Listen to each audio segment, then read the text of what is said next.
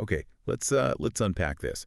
We're taking a deep dive into a song that's more than just a song, really. It's a moment, a feeling, kind of burned into pop culture, mostly thanks to one huge movie. You absolutely know it. Hungry Eyes by Eric Carmen. And for this deep dive, we're mainly drawing from song facts. They've got some incredible details about how the song came to be. Right, and our goal today, really, is to get past just humming the tune. We want to uncover the pretty surprising story behind Hungry Eyes. Yeah. Where it actually came from, who was really behind it, and, how it landed exactly where it did to become such a massive thing. It's like a shortcut for you listening to grasp the kind of unexpected path this classic took. Exactly. Peeling back the layers, understanding the whole context, and seeing how many different pieces really had to click together just right. For this song to become what we know. Definitely.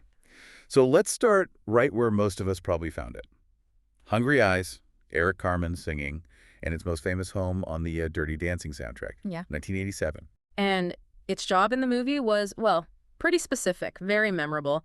If you picture Jennifer Grey, baby, getting those secret dance lessons from Patrick Swayze's character, Johnny, they get steamier. Yeah. Hungry Eyes is playing right there. It's building that romance, the tension between them. It's basically the soundtrack to them learning Right. about dancing and, about each other. Exactly. And the source notes something interesting, too, about where it shows up in the movie. Usually around the hour mark. Oh, okay. Why there? Well, it's apparently a pretty common trick, especially in romantic movies, maybe comedies too. About an hour in, the audience might be getting a bit tired of just talk, talk, talk. Right, you need a breather. Yeah, so a musical moment like this, it kind of shifts the energy, lets you soak in the mood, connect emotionally through the song instead of dialogue. Yeah. It pulls you back in. Makes sense. And for Dirty Dancing, wow, did that strategy work? That soundtrack wasn't just big, it was a global monster. Sold over 48 million copies eventually. Insane numbers.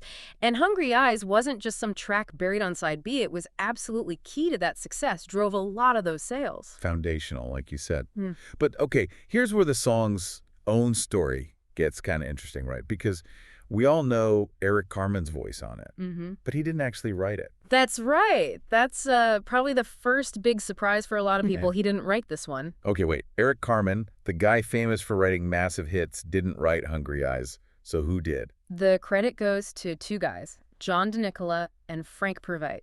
Okay. And get this, they also wrote the other massive hit from Dirty Dancing. You're kidding? Nope. I've had the time of my life. No way. The same two guys wrote both of those huge defining songs for the same movie. That's cool. Well, that feels incredibly lucky. Or talented, or both. All right. It's pretty amazing. So what's their story? Who are DeNicola and Purvite? Well, Purvite was the singer, and DeNicola played bass in an 80s pop group, Frank and the Knockouts. Frankie the Knockouts. Okay, yeah, Sweetheart. I remember that song, vaguely. That's them. They had that hit. And the connection to the movie, that's crucial. How so? Their band, the Knockouts, they recorded for Millennium Records, and the guy who ran that label was Jimmy Enner. Enner. Yeah, and Enner later became the musical director or supervisor for Dirty Dancing.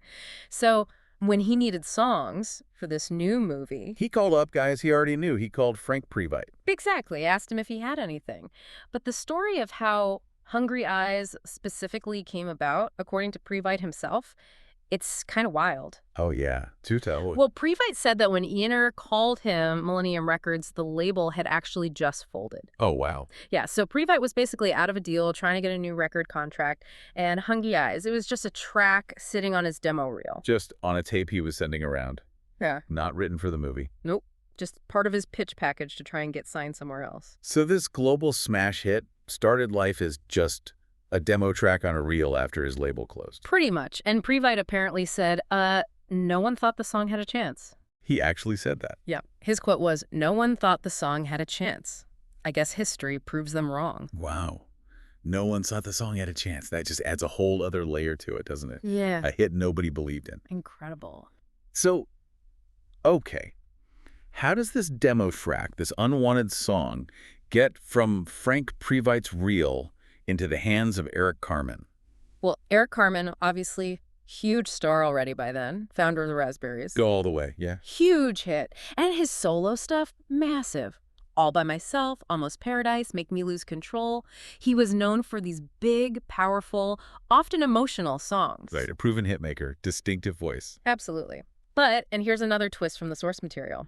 Hungry Eyes is one of the very, very few songs Eric Carmen ever recorded in his whole career that he didn't actually write himself. That is surprising, especially given how successful he was as a songwriter. And it gets even stranger when you hear about where his head was at personally around that time. What was going on? Carmen said he'd actually moved back home to Ohio from LA.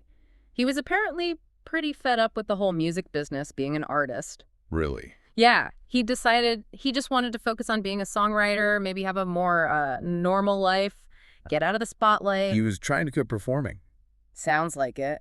He even said something like he only learned to sing because he sort of had to for his songs, and that he didn't even really like his own voice. Wait, the guy who sang All by Myself said he didn't like his voice. Yeah. And wanted to stop singing. That's what the source says, he claimed.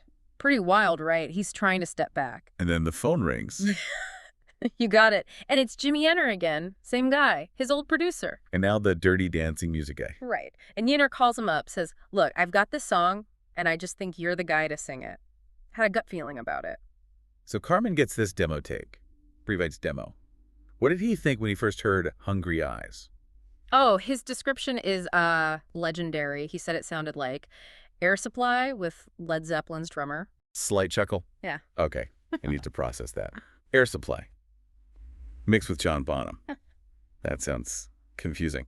Chaotic. He definitely called it very strange, but importantly, he also said that, through it, you could hear there was actually a pretty good song in there somewhere.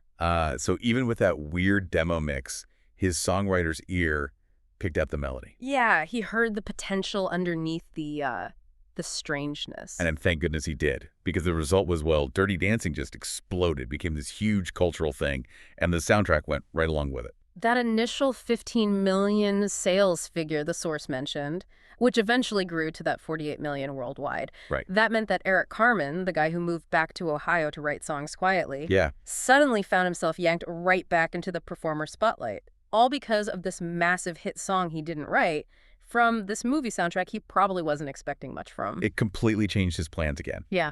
It shows the power of context, right? Yeah. Being part of a moment like that movie. It really does. It highlights how a song's journey can be way more complicated than just, write it, record it, release it.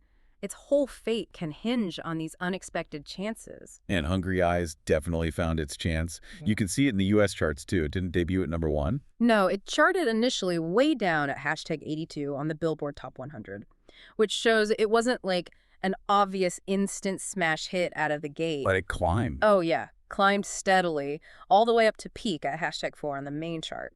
And it spent 25 weeks on the chart altogether. That's real staying power. Wow, half a year almost. And it did great on the adult contemporary chart, too. It #2 there. So it clearly connected with a broad audience. He even did it on American Bandstand, right, early '88, while it was climbing. That's a definite sign of peak pop relevance back then. Absolutely. And here's a little quirk about its reach in the UK. Yeah. According to Songfacts, Hungry Eyes wasn't actually released as a commercial single over there in the 80s. Seriously? With the movie being so big? Yeah. It only charted in the UK at all because people were buying imported copies. Wow. The demand was there just from the movie itself. Even without an official single release, people sought it out. That really speaks to the film's impact, driving demand like that across the pond. Definitely. And kind of bringing things full circle. That original demo, the Air Supply meets Led Zeppelin version. Yeah. Did anyone ever get to hear it?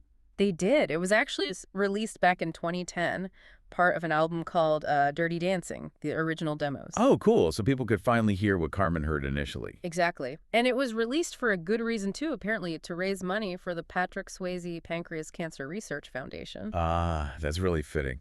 Using a piece of the song's history to support something connected to the movie's star. Nice touch. A nice connection, yeah. Okay, so let's try and pull these threads together for you listening. What's the real story we've uncovered here about Hungry Eyes? Well, it's this almost unbelievable journey, right? A song written by these two guys from a band that had just broken up. Franken and the Knockouts guys, yeah. A song that one of the writers flat out admitted no one thought had a chance, just kind of languishing on a demo reel. Right. Then that demo finds its way through Jimmy Yenner, the music director. To Eric Carmen, a singer who's famous, yes, but who was actively trying to stop performing, who wasn't even sure he liked his own voice. And Carmen hears something good, despite this apparently bizarre demo recording. He records it. Then the movie, Dirty Dancing, becomes this absolute phenomenon. The soundtrack sells gazillions. Fueled in a big way by this very song. And suddenly, Hungry Eyes is a massive global hit. It gives the songwriters huge success, obviously, but it also drags Eric Carmen right back into the performing career he was trying to leave behind. The aha moments are just baked right in, aren't they? Yeah. The fact that the same guys wrote both big hits. Yeah. The fact that this polished song started as a demo people dismissed. Yeah. Eric Carmen's reluctance, his self-doubt. And just how the sheer, unexpected tidal wave of Dirty Dancing's success completely reshaped everything for everyone involved with that song. It's such a great example of how, context, like being in the right movie at the right time, can totally change a song's destiny. Absolutely. And how sometimes big opportunities can pop up from situations that look like failures, like a label closing down. Or one phone call, one unexpected project can just completely alter your career path, your legacy even. It really makes you think about all the unseen factors, the luck, the timing involved in creative success. So we've traced this journey of Hungry Eyes. They're Carmen's version, yeah. From that doubted demo all the way to being this global hit, inseparable from Dirty Dancing. And we've seen the surprising paths of the guys who wrote it and the guy who sang it. It kind of leaves you wondering, doesn't it? I mean, how many other potentially amazing songs are out there right now? Maybe sitting on old demo tapes in someone's closet or just in a forgotten digital file somewhere. Just waiting for their own unexpected moment, their Dirty Dancing moment. Exactly. Or just thinking about how one single opportunity, maybe one that seems small at the time, could totally change the game for a piece of art or for an artist's entire life, something to chew on.